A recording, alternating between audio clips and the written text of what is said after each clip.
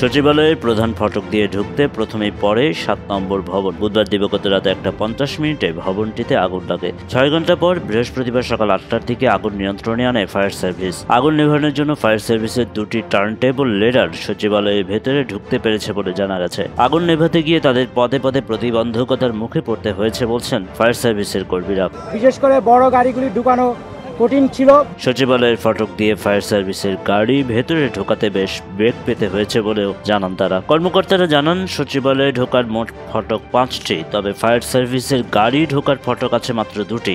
এই 2 ফটক দিয়েও ফায়ার সার্ভিসের বড় গাড়ি ঢুকতে সমস্যা হয়েছে। তারা বলেন, সচিবালয়ের 4 নম্বর ফটক দিয়ে ঢুকতে গিয়ে ফায়ার সার্ভিসের একটি গাড়ি ভেঙে গেছে। আগুন নেভানোর কাজ শেষে ফায়ার সার্ভিসের গাড়ি সচিবালয় থেকে বের করতেও বেশ সমস্যা হয়েছে বলে জানান কর্মকর্তারা। গাড়ি বের করতে গিয়ে দেওয়ালের কয়েকটি জায়গা ক্ষতিগ্রস্ত হয়েছে।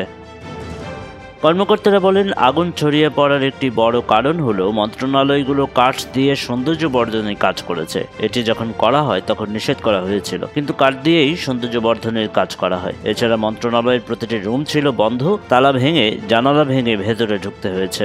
এটা ইনভেস্টিগেশনের আগে আমি তো বলতে পারবো না, ইনভেস্টিগেশনের পরে আপনাদের আমরা জানাবো। সকালে পুরো ভবনে চারপাশ ঘুরে দেখেন স্বরাষ্ট্র উপদেষ্টা লেফটেন্যান্ট জেনারেল অবসরপ্রাপ্ত মোহাম্মদ জাহাঙ্গীর আলম চৌধুরী, গৃহায়ন ও গণপূর্ত উপদেষ্টা আদিলুর রহমান খান, সমাজ কল্যাণ উপদেষ্টা শারমিন মুর্শিদ সহ অন্যরা। তখন গণপূর্ত সচিব হামিদুর রহমান খান বলেন, 6 নম্বর ভবনের সামনে চলন্ত করিডোর ভেঙে দেওয়া হবে। সরেজমিনে দেখা যায় 7 নম্বর ভবনে সড়ক পরিবহন মন্ত্রণালয়, স্থানীয় সরকার মন্ত্রণালয়, যুব ও ক্রীড়া মন্ত্রণালয়, ডাক ও টেলিযোগাযোগ মন্ত্রণালয়ের মতো গুরুত্বপূর্ণ মন্ত্রণালয় রয়েছে। সবচেয়ে বেশি ক্ষতিগ্রস্ত হয়েছে সড়ক পরিবহন মন্ত্রণালয়, স্থানীয় সরকার মন্ত্রণালয়, ডাক ও টেলিযোগাযোগ মন্ত্রণালয়, যুব ও ক্রীড়া মন্ত্রণালয়। আগুনে মূলত 6, 7 ও 8 তলা বেশি ক্ষতিগ্রস্ত হয়েছে।